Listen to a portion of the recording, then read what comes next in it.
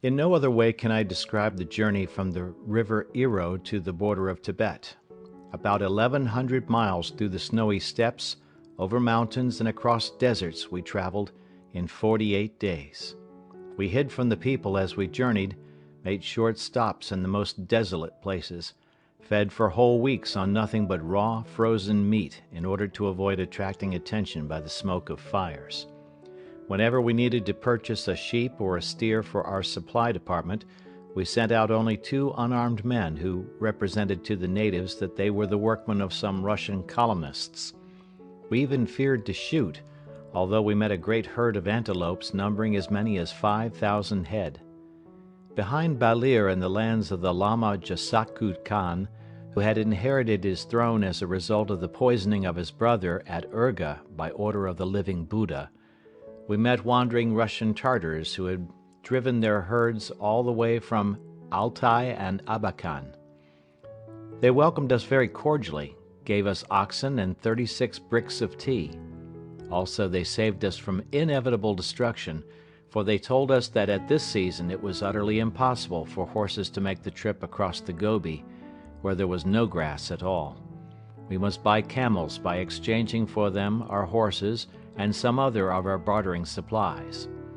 One of the Tartars the next day brought to their camp a rich Mongol with whom he drove the bargain for this trade. He gave us 19 camels and took all our horses, 1 rifle, 1 pistol, and the best Cossack saddle. He advised us by all means to visit the sacred monastery of Narabanchi, the last Lamaite monastery on the road from Mongolia to Tibet.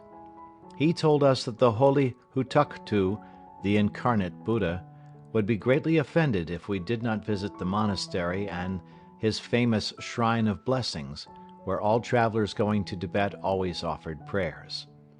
Our Kalmuk Lamaite supported the Mongol in this. I decided to go there with the Kalmuk. The Tartars gave me some big silk hatyk as presents and loaned us 4 splendid horses. Although the monastery was 55 miles distant, by 9 o'clock in the evening I entered the yurta of this holy Hutuktu. He was a middle-aged, clean-shaven, spare little man, laboring under the name of Jelib Jeramzrap Hutuktu. He received us very cordially and was greatly pleased with the presentation of the hatyk and with my knowledge of the Mongol etiquette in which my Tartar had been long and persistently instructing me.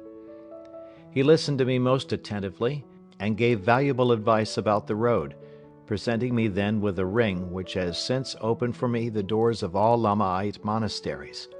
The name of this Hutuktu is highly esteemed not only in all Mongolia, but in Tibet and in the Lamaite world of China. We spent the night in his splendid yurta and on the following morning visited the shrines where they were conducting very solemn services with the music of gongs, tom-toms and whistling. The lamas with their deep voices were intoning the prayers while the lesser priests answered with their antiphonies. The sacred phrase, Om Mani Padme Hung, was endlessly repeated. The Hutuktu wished us success, presented us with a large yellow hatyk and accompanied us to the monastery gate. When we were in our saddles, he said, "Remember that you are always welcome guests here. Life is very complicated and anything may happen. Perhaps you will be forced in future to revisit distant Mongolia, and then do not miss Narabanchi Kure." That night we returned to the Tartars and the next day continued our journey. As I was very tired, the slow, easy motion of the camel was welcome and restful to me. All the day I dozed off at intervals to sleep. It turned out to be very disastrous for me, for when my camel was going up the steep bank of a river, in one of my naps I fell off and hit my head on a stone, lost consciousness, and woke up to find my overcoat covered with blood. My friends surrounded me with their frightened faces. They bandaged my head and we started off again.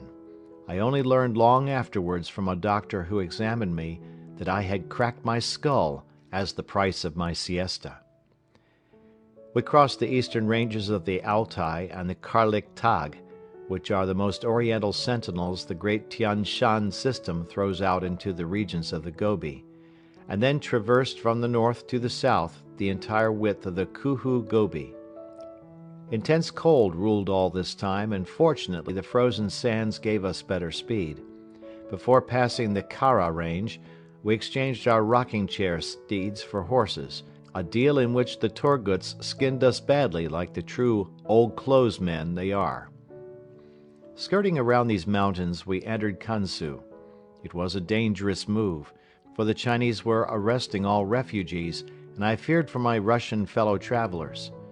During the days we hid in the ravines, the forests, and bushes, making forced marches at night. 4 days we thus used in this passage of Kansu. The few Chinese peasants we did encounter were peaceful appearing and most hospitable. A marked sympathetic interest surrounded the Kalmuk, who could speak a bit of Chinese, and my box of medicines. Everywhere we found many ill people, chiefly afflicted with eye troubles, rheumatism, and skin diseases. As we were approaching Nanshan, the northeast branch of the Altin Tak, which is in turn the east branch of the Pamir and Karakoram system, we overhauled a large caravan of Chinese merchants going to Tibet and joined them.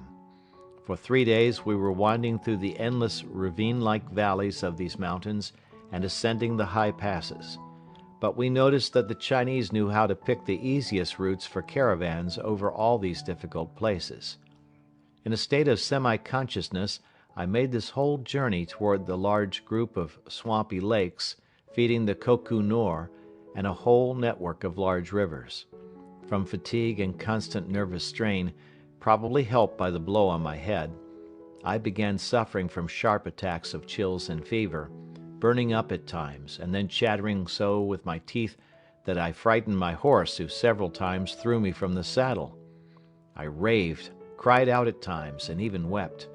I called my family and instructed them how they must come to me.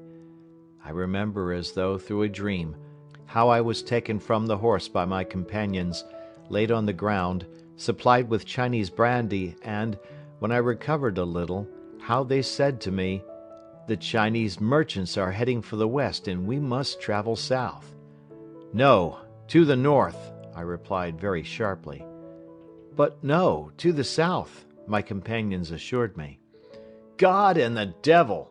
I angrily ejaculated. "We have just swum the little Yenisei and Algyak is to the north." "We are in Tibet," remonstrated my companions. "We must reach the Brahmaputra." Brahmaputra. Brahmaputra. This word revolved in my fiery brain, made a terrible noise and commotion. Suddenly I remembered everything and opened my eyes. I hardly moved my lips, and soon I again lost consciousness. My companions brought me to the monastery of Sharkhe, where the Lama doctor quickly brought me round with a solution of fatil or Chinese ginseng. In discussing our plans, he expressed grave doubt as to whether we would get through Tibet, but he did not wish to explain to me the reason for his doubts.